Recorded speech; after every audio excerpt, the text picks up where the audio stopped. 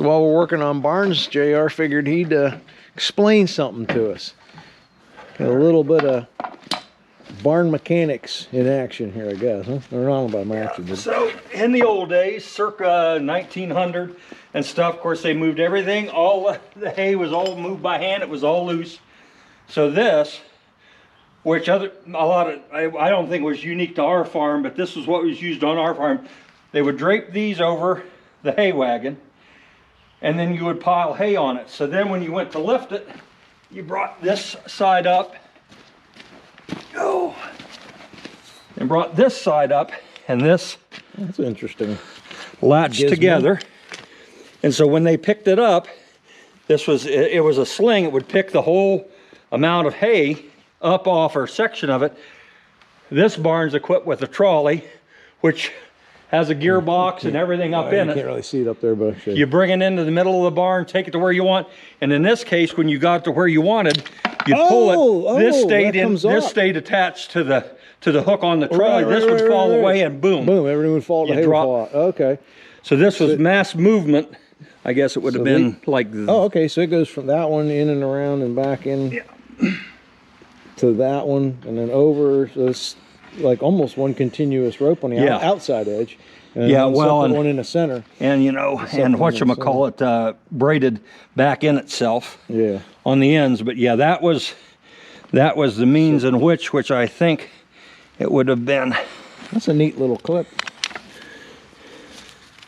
But this part, that's the trigger point right there. Right. The spring still works in there. Yep. And of course, this rope was much longer, so wherever it was, you just give it a jerk, and once again, it opened up. It'd drop away, and just plop. But that's why these old barns are so big, is they dealt with loose hay, and it takes up so much more room than any kind of baling, because they couldn't bale it down.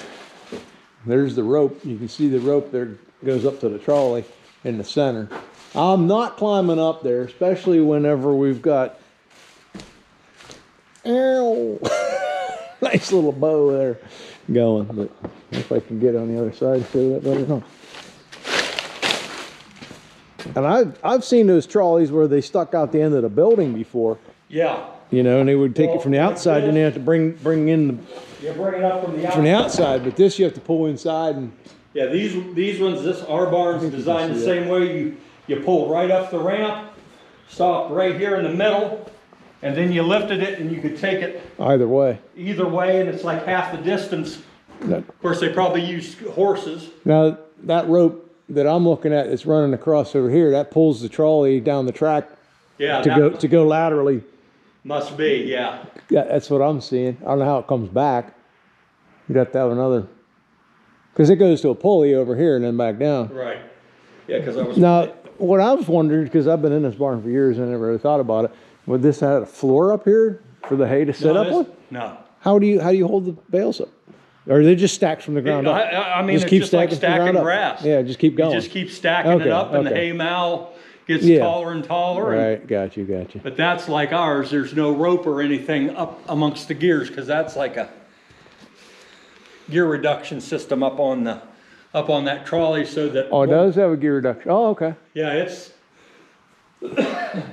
But yeah. Old timers like my great grandfather, they worked themselves to death. But you know what? Seeing things like that, they used their heads as much as possible. Yeah. Made it as easy. But this is 1900, 1914 technology. Did what you had to do. Top of the line. Yeah, and I mean, you got a chute right here, get the cattle and the cats. Then you can just drop down for the feeding them. And then you got another one back there. There's a manger back there. But all right, cool. Well, thanks, Jeff.